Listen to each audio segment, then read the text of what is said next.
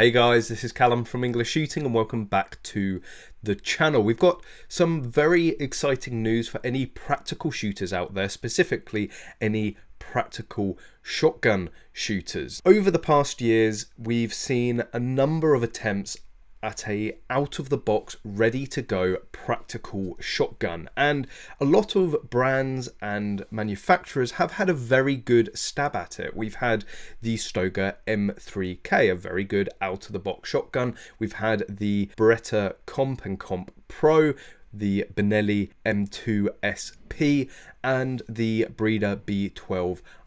There are a few others, but those are sort of the highlights. Unfortunately, every single one of them, despite being advertised as out of the box, ready to go, still require a whole host of modifications to get them really race ready. The number one issue with these race ready out of the box guns is always the port work, and despite a number of prominent shooters saying to Beretta, look, you really need to take a lot of material out for the Comp Pro, they kept the action exactly the same with the exact same port cut as the previous Comp, which led to most of the disappointment felt. The SP from Benelli as well was a very good stab at an out-of-the-box ready shotgun, but yet again the port work and port cut wasn't exactly what you needed, and there are still many people, well pretty much everyone that wants to compete at a top level ends up taking out more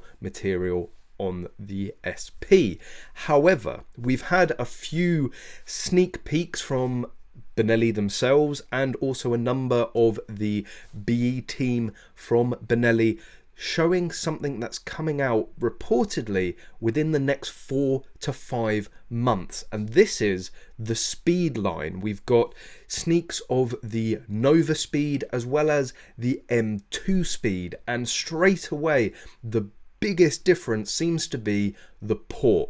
If this is the final gun, this has to be the most extreme out of the box port cut we've ever seen on a practical gun. And from some of the leaked marketing material, Benelli are going specifically for the IPSC market, and they have quite obviously listened very closely to their sponsored shooters, something personally I feel Beretta should have done with the Comp Pro.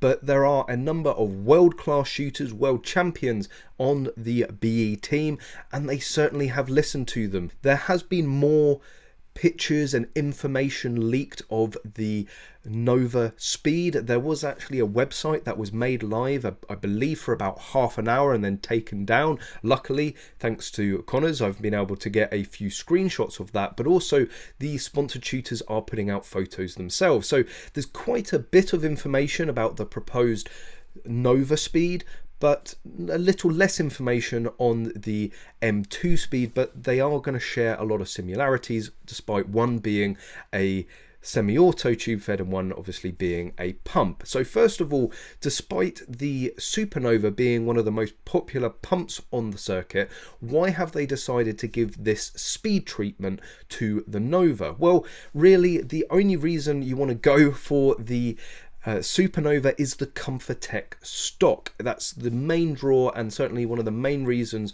that Connors says to go for the Supernova over the Nova. That's why he shoots a Supernova, although you are at a slight disadvantage with it being chambered for 3.5-inch shells. This means that the pump stroke is a lot longer, and therefore you need to fit things like the Magload short action bars to give a shorter stroke and to make the gun more usable. What Benelli have seemed to have done is taken the standard 3-inch chambered Nova and put a Comfortech stock on it.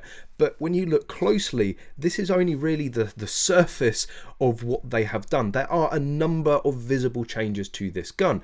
The port work and port cut, first off, as mentioned, it is absolutely monstrous. They're saying that it's going to come with a 10-round tube and be in a 10+1 configuration. This is going to see you through pretty much any IPSC competition, a very good number to have. You've got the extended chokes with the gun as standard, it looks like. Extended chokes allow you to quickly change your chokes between stages as many competitors will be doing. So these supplied off the bat is going to be absolutely fantastic. You've got the flip up sight for slug shooting built in and integrated into the rib, and on the front of the rib you have a huge fiber optic bead. Again, a very common mod for most practical shooters, meaning getting on target with this gun should be an absolute breeze. You've got a barrel clamp with this, again another standard accessory put onto most guns. We've seen that already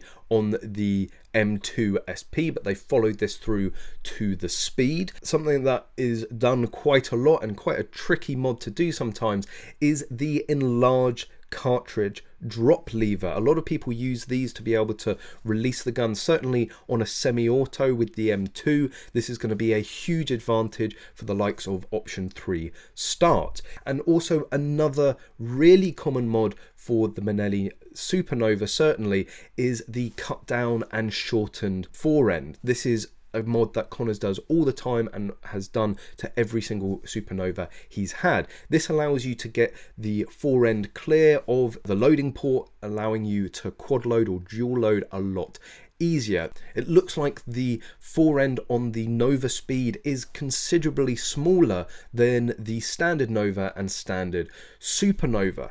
So really there's not a lot else to do to this gun. Pretty much everything has been done. Every standard modification, everything you are likely to want to do to a normal practical gun has been done on what is visible so far of the Nova Speed. And again, I can only assume they've carried on the same train of thought to the M2 Speed as well. You'll probably know that I shoot a Benelli M2 field. It's been heavily modified, but the reason for going for the field for me was because the SP still requires all of this work. I mean, it does help working side by side with Connors. The modifications obviously didn't cost me anything. This is a consideration for anybody weighing up the field or the SP. But again, the SP takes a lot of work. Looking at the M2 Speed and also the Nova Speed, I really can't see anything you're going to want to do. Yes, maybe a magload carbon fiber tube. I can't imagine the aluminium tube on it being lighter than the carbon tube, so that's a potential upgrade, but really that's really trying to eke out the fractions of seconds. Certainly for somebody getting straight into the sport, you're not going to have to worry about that straight away. This really does look to have the potential of being the first properly take it out of the box and go and compete at the highest level possible without modification. So big props to Benelli for finally taking on the feedback and finally listening not only to their sponsored shooters but also the shooters on the circuit that have been screaming at them for years about these modifications, and they've finally implemented them. I still don't know why Beretta didn't do this for the Comp Pro. Perhaps we're going to see a Comp Speed come out from Beretta. Of course, Benelli is owned by Beretta, so they are going to share a lot of information and certainly a lot of design philosophies between the two companies. So we may see an updated Comp in the near future. That would be, I think, pretty reasonable to assume. So probably the last thing you're wondering, apart from when it's going to come out, is how much it's going to cost. Well, as I said earlier in the video, early reports say in 4 to 5 months. So we should be seeing this hitting the shops within 2021. In terms of price, there has been absolutely nothing that I can find online about this so far. But if we look at the standard prices of, say, the Supernova, the M2 Field and the SP, I'm going to say that the M2 Speed is going to be around the £1,600 to £1,700 mark. The standard Field has an RRP of £1,445. The SP is about £130 more at £1,575. So sort of following that on, they're not going to do all this design changes. They're not going to put all these extra upgrades and tweaks into there without charging you more. They are a company wanting to make money at the end of the day. So I could see another increase of around the £150 mark, putting it in the £1,600 to £1,700 mark. For the Nova Speed, a standard Supernova is going to run you £745 at RRP. I know some of these guns you can get a lot cheaper, but I'm just going to go based on GMK's RRP. So at £745 for a standard Supernova, I would estimate the Nova speed to be around the £900 to £1,000 mark. I think there is a much bigger difference between the Nova speed and the Supernova than, say, the M2 speed over the SP. So I think there's going to be a disproportionate jump on the Nova speed, but around the £900 to £1,000 mark still isn't badly priced.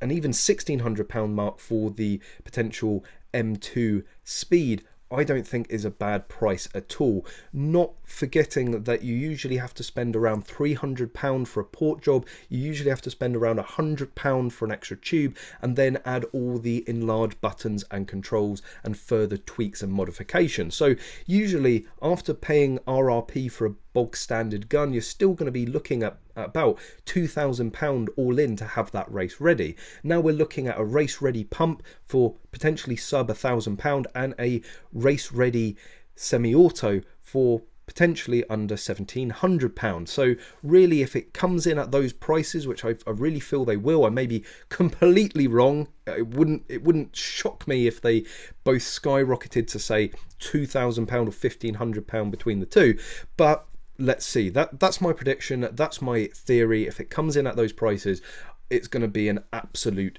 game changer. Again, this really looks like to be the first gun that you can grab out of the box and go and compete in a potential level 5 world shoot under IPSC. So let me know what you think. If you have any other sneaked information or any insight to what's happening with these guns, please put them in the comment section below. I am really excited. I know Connors is going to straight away go out and get a Nova speed, and we'll see what improvements can be made under mag load.